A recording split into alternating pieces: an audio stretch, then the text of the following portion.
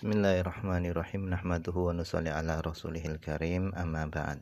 Insyaallah pada kesempatan ini kita akan melanjutkan kembali pembacaan kitab Hasyiah As-Sawi ala Tafsir Jalalain. Masih melanjutkan surah An-Naba. Kita telah sampai kepada kalla rad'an. Kalla rad'un. Tidak demikian. Saya lamun bakal mereka akan mengetahui ma yahullu bihim, apa-apa yang akan menimpa mereka, ala inkarihim, atas mengingkarinya mereka, lahu kepada naba'il azim. Jadi orang-orang kafir itu nanti akan mengetahui apa-apa yang akan menimpa kepada mereka atas pengingkaran mereka terhadap apa-apa yang dibawa oleh Nabi Muhammad SAW, yaitu mengingkari Al-Quran dan mengingkari adanya hari kebangkitan. Tsumma kalla, kemudian tidak demikian. Saya lamun bakal mereka akan mengetahui. Nah, pengulangan yang kedua ini adalah takkidun takkid, yaitu menguatkan. Jadi kalla saya'lamun kemudian diulangi tsumma kalla saya'lamun. Nah, pengulangan yang kedua ini adalah takkidun, menguatkan saya'lamun yang pertama. Waji'a fihi bi tsumma, dan didatangkan pada kalimat ini, pada kalimat kalla saya'lamun yang kedua ini bi tsumma dengan kata tsumma, itu lil idzan, itu untuk memberitahukan bi annal wa'id tsani, dengan bahasanya ancaman yang kedua itu asyaddu, itu lebih dahsyat, lebih keras minal awal, daripada ancaman yang pertama. Jadi ancaman yang pertama itu adalah ketika nanti naza', yaitu sakaratul maut, mereka akan tahu akibatnya mengingkari apa-apa yang dibawa oleh Nabi.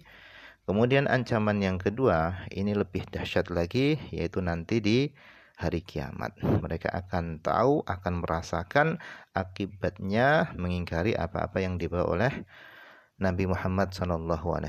Mereka akan merasakan siksaan yang lebih dahsyat daripada siksaan yang pertama.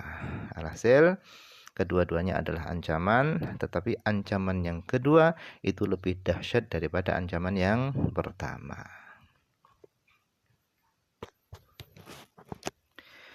Summa auma'ah, kemudian Allah memberikan isyarah ilal qudrah, kepada kekuasaannya, alal ba'thi, atas membangkitkan manusia.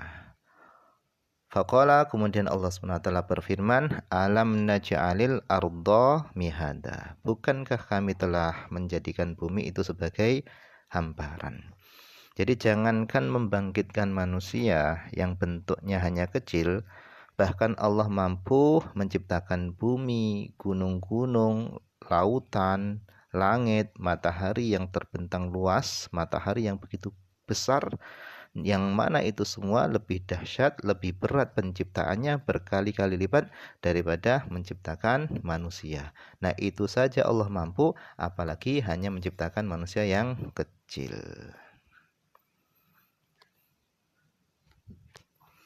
Nah, coba kita baca hasyiahnya, Hasyiah As-Sawinya. Qauluhu, perkataan Syekh Jalal, rad'un fihi, pada kata tersebut itu ada makna wa'id wa tahdid, itu ada makna ancaman. Kemudian qauluhu, perkataan Syekh Jalal yang mengatakan ma yahullu bihim, mereka akan mengetahui apa-apa yang mereka akan terima. Nah, kata-kata ya ma yahullu bihim ini maf'ul ya'lamun, maf'ul daripada kata ya'lamun. Wal makna, dan adapun maknanya itu adalah mana yanzilu bihim indan naz'i, yaitu sesuatu yang akan menimpa kepada mereka orang-orang kafir tadi indan naz'i, ketika naza', ketika sakaratul maut. Au fil qiyamah, atau sesuatu yang akan mereka terima, akan mereka rasakan fil qiyamah, di dalam hari kiamat. likashfil ghita, karena tersingkapnya tutup, anhum dari mereka, fi dzalikal waqti, pada waktu itu. Jadi nanti pada hari kiamat mereka akan bisa merasakan secara langsung beratnya, dahsyatnya siksaan mereka.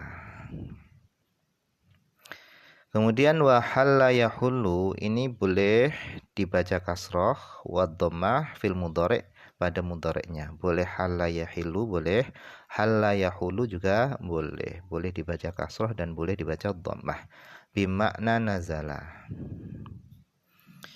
Kemudian qauluhu, perkataan Syekh Jalal yang mengatakan takkid, kalla saya'lamun yang kedua itu adalah takkid. Maksudnya adalah takkidun lafziyun, takkid lafzi. Wakil, dan ada yang mengatakan itu bukan takkid, tetapi itu adalah atfu nasak, ataf nasak fihi, yang padanya itu makna takkid, ada makna takkidnya. Kemudian qauluhu, perkataan Syekh Jalal yang mengatakan lil idzan, untuk memberitahukan, bi annal wa'ida tsani, dengan bahasanya ancaman yang kedua itu lebih dahsyat daripada ancaman yang pertama, ila akhirih, kata beliau, fataghayyara, maka keduanya itu berbeda, ancaman yang pertama dan ancaman yang kedua itu berbeda, bihadzal i'tibar, dengan ungkapan ini.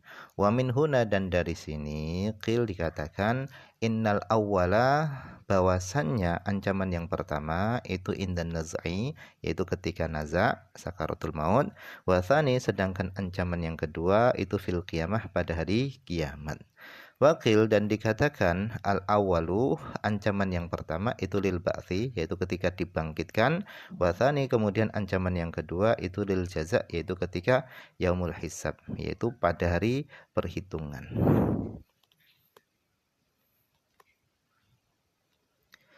Kemudian qauluhu ta'ala, qauluhu, perkataan Syekh Jalal yang mengatakan tsumma auma'a ta'ala, kemudian Allah SWT memberikan isyarah ila akhirih, maksudnya adalah asyarah, Allah berisyarah ilal adillah, kepada dalil-dalil ad-dalati, yang menunjukkan alaiha, atas kemahakuasaan Allah untuk membangkitkan manusia.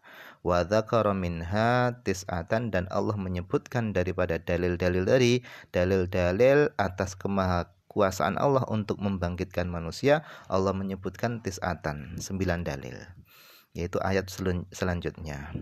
Wa wajhud dalalah, dan segi pendalilannya adalah ayyuqala, dikatakan, innahu ta'ala, bahasanya Allah Ta'ala, haitsu kana qadiran, bahasanya Allah itu mampu, ala hadil asya, atas menciptakan yang 9 ini, maka fahuwa qadirun alal ba'thi, maka Allah lebih mampu alal ba'thi, untuk membangkitkan manusia.